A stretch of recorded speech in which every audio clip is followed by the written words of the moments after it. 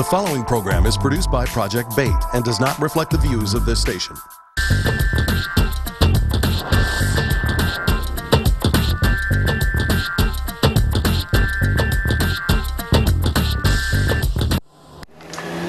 This is another Project Bait news analysis, the Rambeau report for my people. This week we'll be talking about 3 books. And I know you may wonder why on the television media we're featuring the print media. It is because the print media stands as a basic form in which the history and the tone of our people can be archived.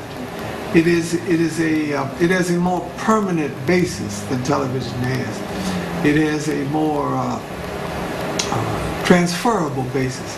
I mean, typically television is one and done, whereas a book can last 100 or 1,000 years. I'll start off with the first one, Black Eden, The Idlewild Community, by Lewis Walker and Ben Wilson.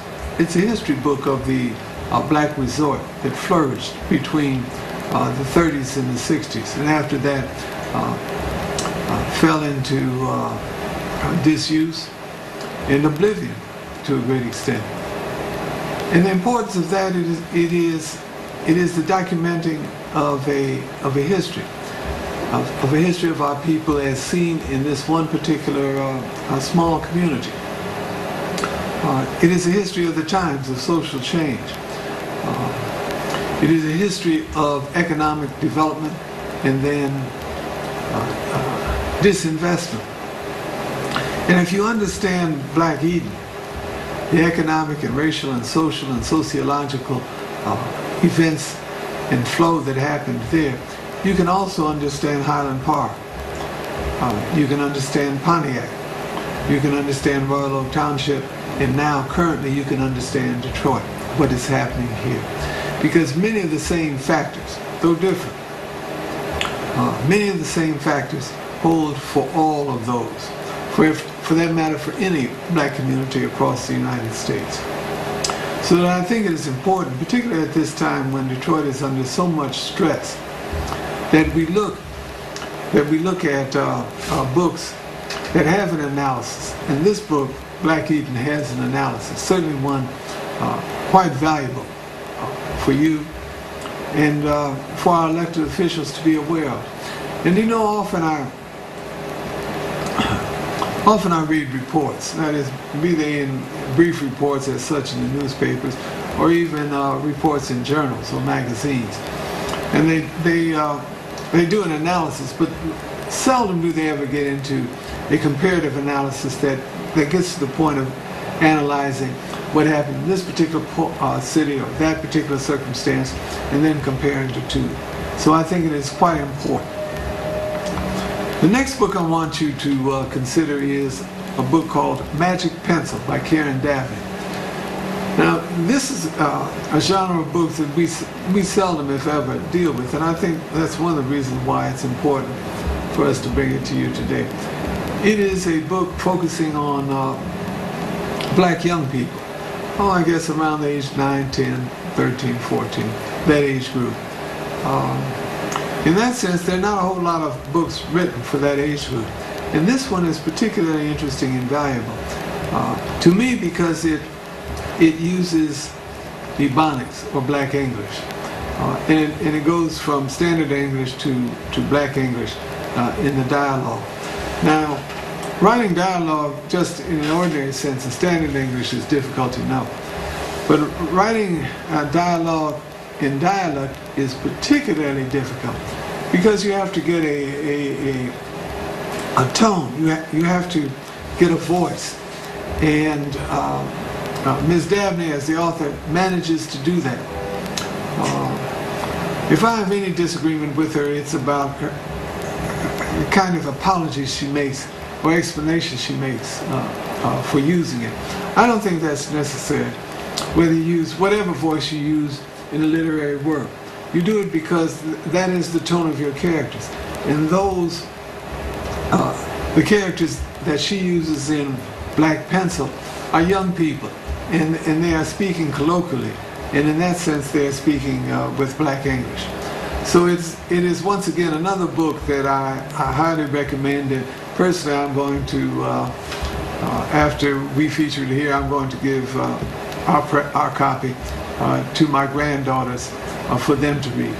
It is a very clean and well-written book, and certainly one that I recommend for you to read or to share with your children or grandchildren. The next book is A Taste of Honey, Stories by Jabari Asim, A-S-I-M. Now, this is a book about adults, and it's a Southern book. And one of the achievements of the writer is that he has captured the Southern black warmth of a rural community, and he has captured the voices and the spirit of the people, the spirit of the old South, of black folks who would invite you in and wouldn't let you leave until they had fed you.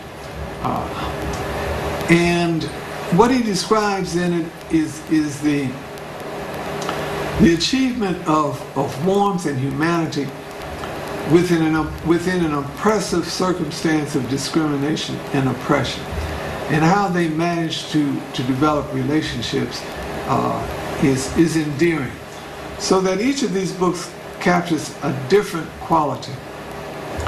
In The Black Eden, it communicates a caring for the community that was and no longer exists. In A Taste of Honey, the author captures a warmth of a people, of a region, of a people in the circumstances that they're involved in. And Magic Pencil captures the tone of the youth as they experience being just young people and discovering the world. I recommend all three of them to you.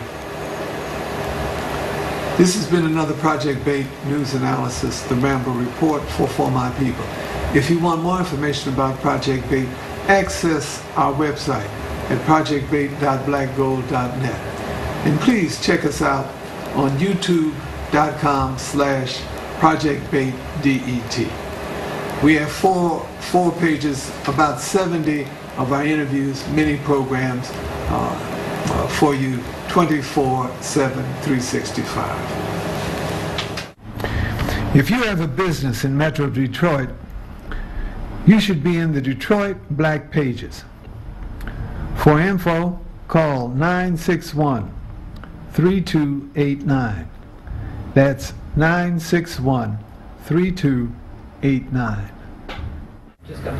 Hi, this is Ron Scott, and each week we have an opportunity to discuss a number of subjects right here on For My People, which is a production of Project Bait, Black Awareness and Television. We've had an opportunity to reach various publics, various people around the community.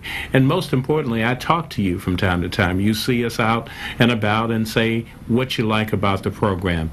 And we encourage this. In fact, we've just instituted our new website, and we want you to take a look at it. In addition to that, we have the continuing effort to train a new generation of young people to continue the activities that Project Bait started with so long ago.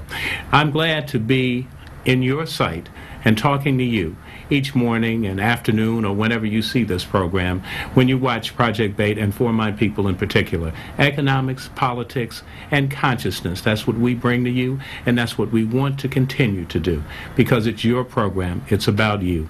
And we thank you for continuing to watch, and I'm Ron Scott, and I've enjoyed it and hope to continue to bring you insightful information.